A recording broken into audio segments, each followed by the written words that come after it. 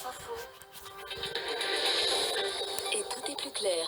Bonjour Robert Guédiguian. Bonjour. Votre nouveau film Gloria Mundi sort demain au cinéma en partenariat avec France Info. C'est votre 21e film en 40 ans de carrière, film engagé. On va en parler puisque vous y racontez une France qui galère à travers le portrait d'une famille marseillaise. Vous êtes toujours un réalisateur en colère? Souvent. Mais parfois j'essaie d'exprimer des choses plus encourageantes, mais là je n'avais pas le cœur à ça.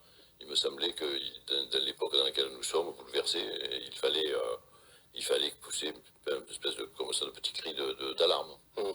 Pourtant, le point de départ du film, c'est une bonne nouvelle. C'est la naissance d'une petite fille qui s'appelle Gloria. C'est elle qui donne son nom au film. Gloria qui va bouleverser la vie d'une famille qui avait déjà du mal à s'en sortir. Tiens chérie, ça porte bonheur. Sur les poches, ça attire l'argent. Gloria, ça vient d'où? D'un film qu'on avait vu à la télé. C'est très joli. J'ai beaucoup réfléchi. Je pense qu'il faut lui dire qu'il est grand-père. Si tu ne le fais pas, tu le regretteras. Tu as peut-être raison. Voilà la voix d'Ariane Ascaride, celle de Jean-Pierre Daroussin, que les auditeurs auront peut-être reconnu, vos acteurs fétiches. Ce qui devait être une bonne nouvelle dans cette famille va être le point de départ d'une spirale absolument implacable. C'est un film noir. Oui, tout à fait. Film noir au sens strict du terme, c'est-à-dire des personnages en crise, d'une société en crise, et un film noir, comme dit la chanson de Johnny Hallyday, noir c'est noir, il n'y a pas d'espoir. Il n'y a pas d'espoir. Cette ouverture.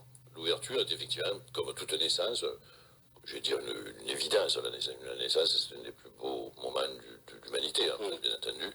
Et on va montrer tout le long du film ce qui s'oppose à la gloire possible de cette jeune fille.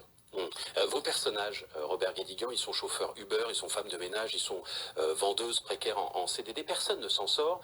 Et il va suffire donc d'un élément déclencheur pour que toutes ces vies basculent. Elle est vraiment comme ça, la France, pour vous, aujourd'hui, ou c'est du cinéma?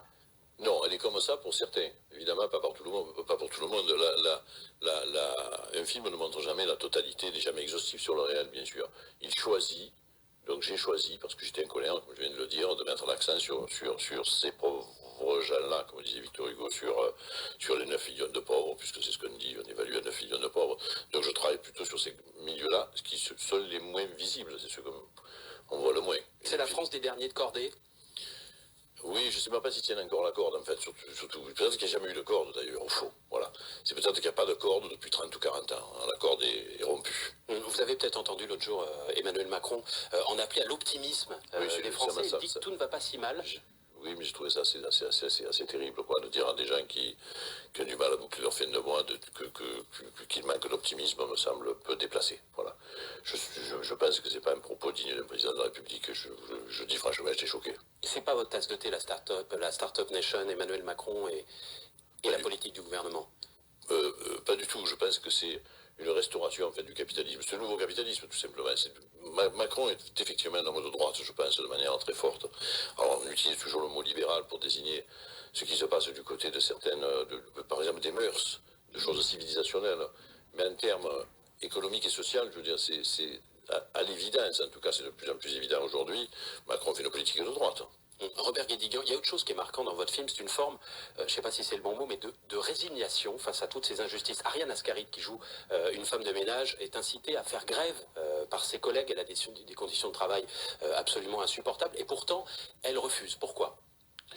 Elle refuse parce qu'elle est à bout des possibilités d'action, pour deux raisons. D'abord parce qu'effectivement, probablement, elle sait, comme tout le monde, comme nous savons tous, que beaucoup de grèves récemment ont échoué. Donc la solidarité ne fonctionne plus comme avant, elle ne fonctionne plus, et du coup elle échoue dans certains de ses combats. Et puis aussi parce que, évidemment, après c'est un film, donc le film montre comment elle perdre une journée de salaire pour elle, c'est terrible, quoi. Je crois que c'est vrai pour beaucoup de gens aujourd'hui, justement, pour les gens qui travaillent dans le privé, c'est évidemment très difficile aujourd'hui de faire grève. Ça a toujours été depuis la nuit des temps. Faire grève n'a jamais été un geste pour vous qui avez milité très longtemps au Parti communiste, oui. C'est la fin d'un combat aussi? Ça ne sert plus à rien de descendre dans la rue? Ça veut dire que vous, par exemple, vous n'irez pas dans quelques jours? Alors bien sûr, j'irai, j'appelle à y aller. Vous irez manifester contre la réforme des retraites? Bien sûr. Je crois qu'il faut au contraire, je crois qu'il faut redescendre dans la rue, il faut refaire dans la politique, il faut se réorganiser, il faut reprendre tout ça, de toute urgence. De toute urgence. Il y a aussi les jeunes, Robert Guédiguian, dans votre film, et un couple notamment qui n'est attiré que par l'argent, la drogue et le plaisir. Bonjour madame. Bonjour. Ça va ma chérie? Bah ouais. Bon. Il y a combien en caisse là? 700. Donne-moi 500, il faut que je retourne à l'entrepôt. Tu fais chier, merde. C'est toujours dans le même sens, hein. Plus je bosse, moins je vois la couleur d'argent. C'est comme ça. Faut équilibrer les comptes. Hein. Ce que tu vends ici, c'est ce que je répare là-bas, je te signale. Ah ouais, c'est ce que j'achète ici que tu répares là-bas. Un jour, je te ferai un vrai cours d'économie. Je sais pas encore tout appris, mon pauvre amour.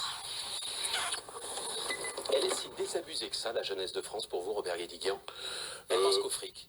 Elle ne pense pas qu'au fric. Pour beaucoup, on lui impose, en fait, plutôt, comme seule solution à sa survie, une solution individuelle, une réussite possible individuelle, qui existe, hein, qui est vrai, c'est vrai. Mais on ne propose plus quelque chose de collectif, on ne propose plus un projet. L'Europe ne l'a jamais été, je veux dire, le communisme l'a été longtemps, l'hypothèse communiste a failli. Je veux dire, donc il n'y a pas un projet solidaire, un projet. Moi, je considère qu'une réussite ne peut être que sociale, il ne peut pas y avoir de réussite individuelle. L'actualité du cinéma, Robert Guédiguian, sont aussi les mots récents d'Adèle Haenel, les accusations d'agression sexuelle qu'elle a portées récemment. Pourquoi le cinéma a autant de mal aujourd'hui à parler de ces affaires? Je crois que le monde entier a du mal à parler de ces affaires, hein. Ce n'est pas que le cinéma. Le cinéma n'est pas en retard aujourd'hui là-dessus? Ben, là, du coup, il a rattrapé un peu son retard, grâce à Adèle Haenel, grâce à d'autres aussi, hein, qui interviennent.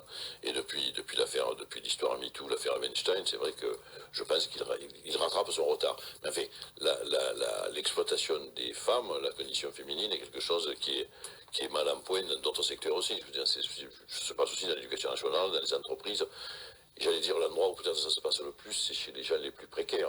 Quand on voit chez Ibis, par exemple, chez Ibis en grève, les femmes sont ouvrières, femmes et souvent immigrées. Donc là, c'est l'intersectionnalité des luttes. Mais pour en revenir au cinéma, des accusations, il y en a eu également des récentes contre Roman Polanski. Vous êtes allé voir son film?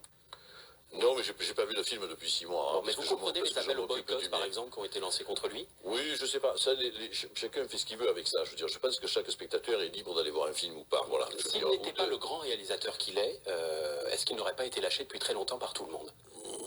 C'est probable. Enfin, moi, j'avais pas signé la pétition en sa faveur il y a quelques années. Hein. Je fais pas partie des gens qui ont signé ça. J'avais pas signé pour Brissot non plus, hein, pour nommer des cas récents où parfois la profession s'est mobilisée pour défendre. Donc, j'ai pas défendu. Je pense pas que l'art peut tout se permettre, bien entendu. Il y a toujours une chape de plomb, y compris sur Polanski? Non, dans un monde idéal, en fait, la justice aurait fait son travail. Sur Polanski comme sur d'autres, comme dans d'autres cas. Et si elle avait fait son travail, peut-être que Polanski n'aurait pas fait ce film-là. Donc on n'aurait pas le choix de le voir ou de ne pas le voir. Voilà. Et ceci dit, je pense qu'effectivement, aucun réalisateur est indispensable. Merci à vous, Robert Guédiguian. Ça s'appelle Gloria Mundi, c'est un film soutenu par France Info. Ça sort demain au cinéma avec également Anaïs de Moustier et Gérard Mélan. Merci à vous d'être venu ce matin au micro de France Info.